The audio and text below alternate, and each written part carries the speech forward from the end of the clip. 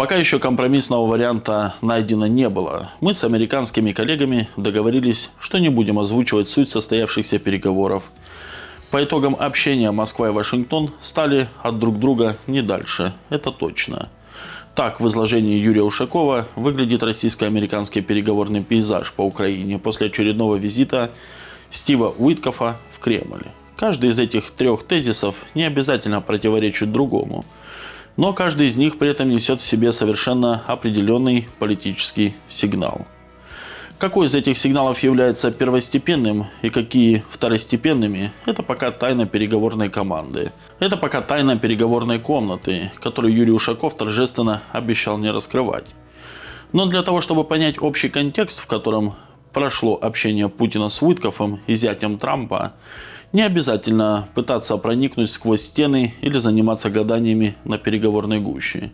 Этот контекст прозрачен для всех желающих. Министр иностранных дел ФРГ Йохан Вадефуль заявил, задача дипломатии выработать такие компромиссы, которые могут быть приняты сторонами конфликта.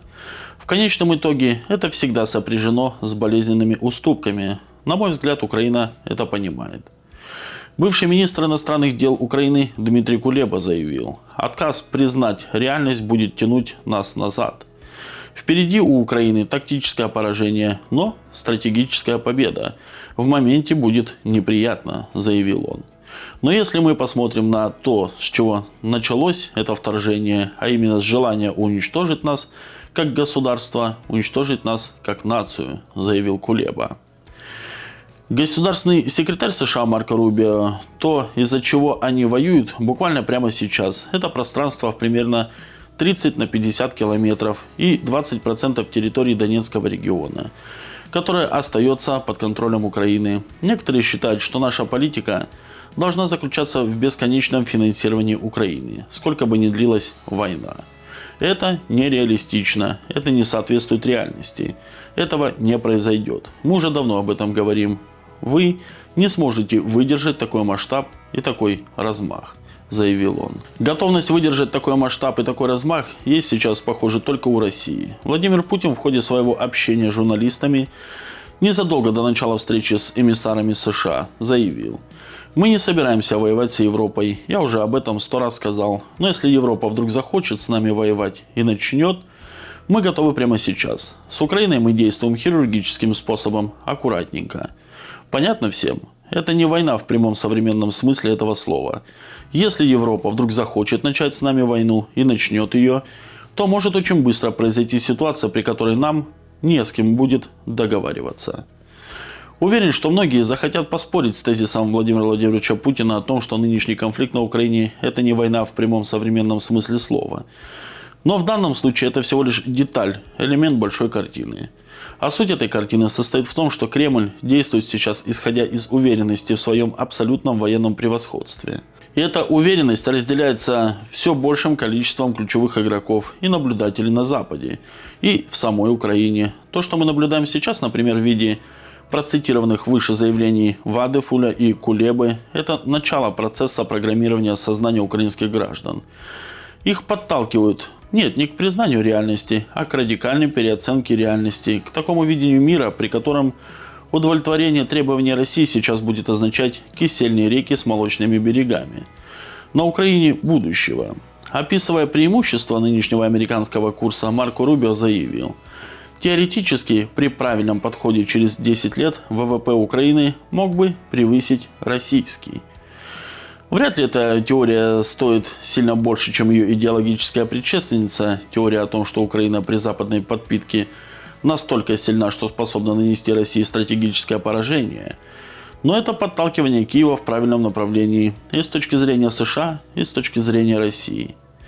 Готов ли Киев воспринимать правильные импульсы и двигаться туда, куда его толкают, при том, что Европа, несмотря на отдельные проявление здравого смысла, по-прежнему тащит Украину в противоположном направлении? Это ключевой вопрос и вчерашнего, и сегодняшнего, и завтрашнего дня. Это то, что не позволило встрече в Кремле стать более продуктивной и привести к конкретным шагам по заключению соглашения уже сейчас. Это тоже реальность, которую мы должны признавать. Марко Рубио, например, сделал это в следующей форме.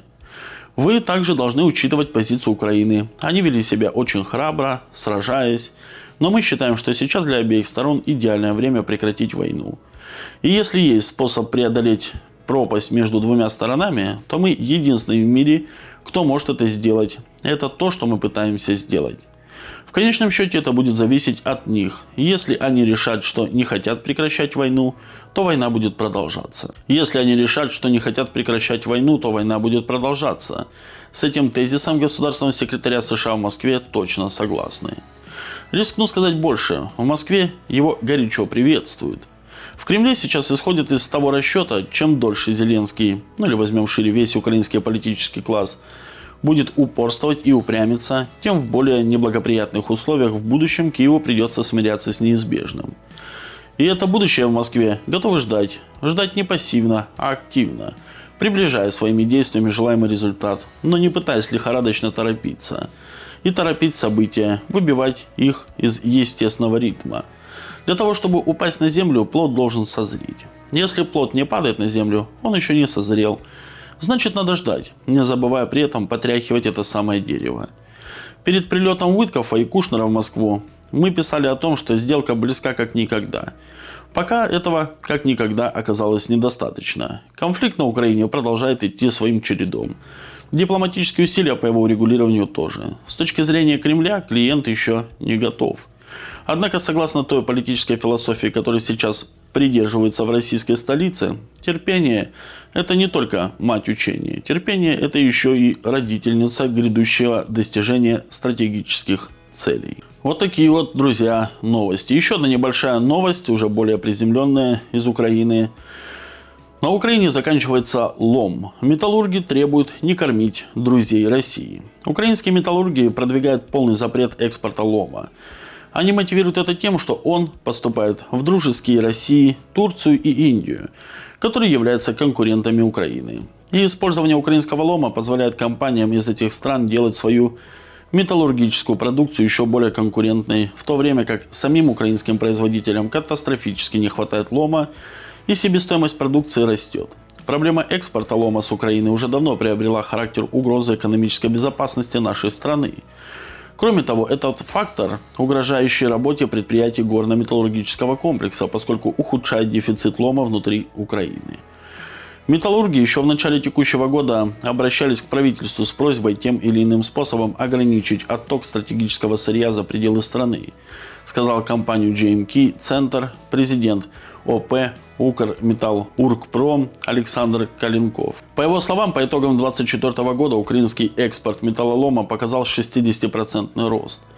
В абсолютных показателях было вывезено около 300 тысяч тонн сырья, которые могли бы быть переработаны внутри страны, в 1,5 миллиона тонн металлопродукции. В свою очередь, этот объем готового проката можно было бы экспортировать и получить дополнительно 2 миллиарда гривен, пояснил главный металлург Украины.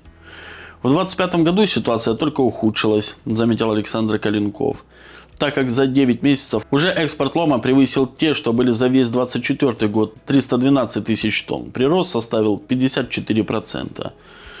Несмотря на то, что Украина ввела экспортные пошлины на поставки лома в Турцию и Индию, поставки продолжаются.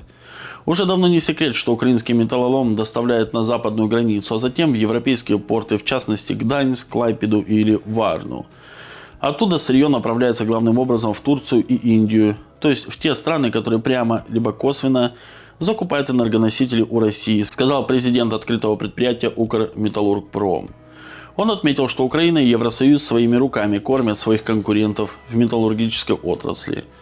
По оценкам Укрметаллургпрома, на рынке страны наблюдается дефицит лома, который за 9 месяцев составил 180 тысяч тонн. Отечественные предприятия производят меньше возможного из-за нехватки сырья, заменяя его чугуном, что увеличивает себестоимость продукции, добавил Александр Калинков. Вот такие новости у нас, друзья.